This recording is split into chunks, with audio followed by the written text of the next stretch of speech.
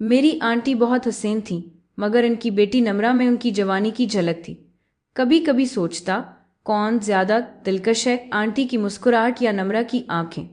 पहली बार मैंने आंटी को देखा तो लगाम जैसे वक्त रुक गया हो। दोपहर की धूप में उनके चेहरे पर रोशनी का एक नर्म सा हाला फैला हुआ था। उनके हाथों में चाय का कप था और पास नम्रा हंसती खेलती फिर रही थी। हवा के साथ आंटी के बाल हल्के से बिखर रहे थे और मैं एक लम्हे के लिए खुद को भूल गया। नम्रा शौक थी, हर बात पर हंसती, मगर इसकी हंसी के पीछे आंटी की मुस्कुराहट की गूंज महसूस होती थी। इन दोनों को एक साथ देखना ऐसा लगता जैसे किसी दुआ में खुशबू घुल गई हो। मैं अक्सर शाम को उनके घर के सामने से गुजरता, बज़ाहिर नम्रा से कोई किताब लेने, मगर दिल का इरादा कुछ और होता। नम्रा मासूमियत से बातें करती और मैं चुपचाप उनके सहन से आती खुशबू महसूस करता, चंबीली की, चाय की और शायद आंटी के वजूद की। एक दिन नम्रा ने हंसते हुए कहा, अम्मी कह रही थी तुम काफी दिनों से नहीं आए, पढ़ाई में मसरूफ हो या दिल कहीं और है। मैं मुस्कुरा दिया, मगर अंदर एक तूफान उठ गया। क्या वाकई वो मेरे बारे में सोचती हैं? आंटी जब बात करती थीं, उनके लहजे में एक ऐसी नरमी थी जो दिल के अंदर तक उतर जाती। मोहब्बत थी या एहतराम, मैं खुद नहीं जानता था। बस इतना जानता था कि जब वो पास होती तो हर चीज खामोश हो जाती।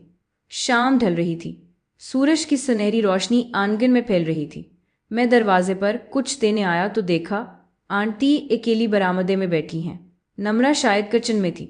मैंने सलाम किया तो वो चौंके, फिर नरमी से बोले, इतने दिन बाद आए हो? मैंने आहिस्ता कहा, हाँ, बस मसरूफ था। दिल चाहा आपकी खैरियत पूछ लो।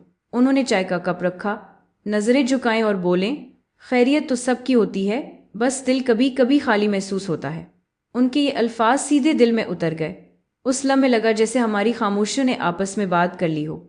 मैंने कहा, कभी कभी इंसान महसूसात में इतना उलझ जाता है कि लफ्ज़ कम पड़ जाते हैं। वो हल्का सा हंसे, तो फिर लफ्ज़ों को बोझ क्यों बनाओ?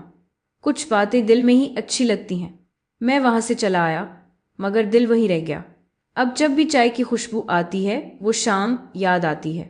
नम्रा की हंसी, आंटी की मुस्कुराहट और वो एहसास जो कभी जबान पर ना आया।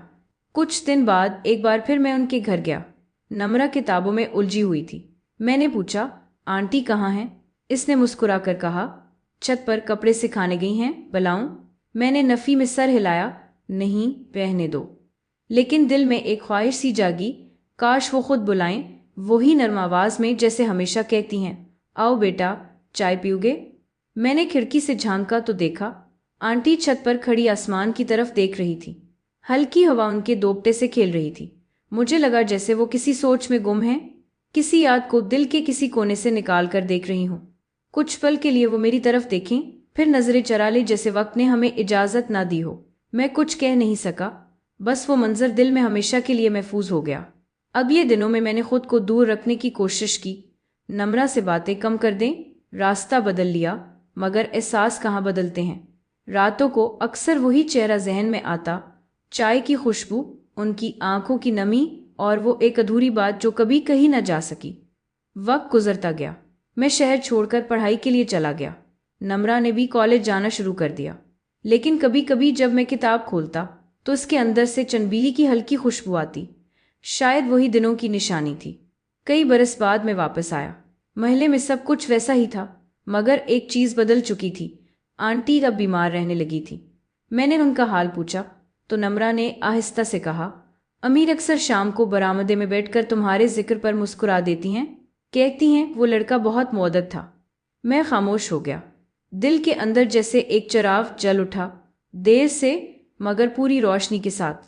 अब जब कभी शाम ढलती है, मैं चाय का कप हाथ में लेता हूँ, आंटी की मुस्कुराहट याद आती है, नम्रा की हंसी गूंजती है और वो तमाम खामोश लम्हात दिल के करीब आ बैठते हैं। कुछ मोहब्बतें कभी ख़त्म नहीं होती, ना उनका कोई आगाज़ होता है, ना अंजाम।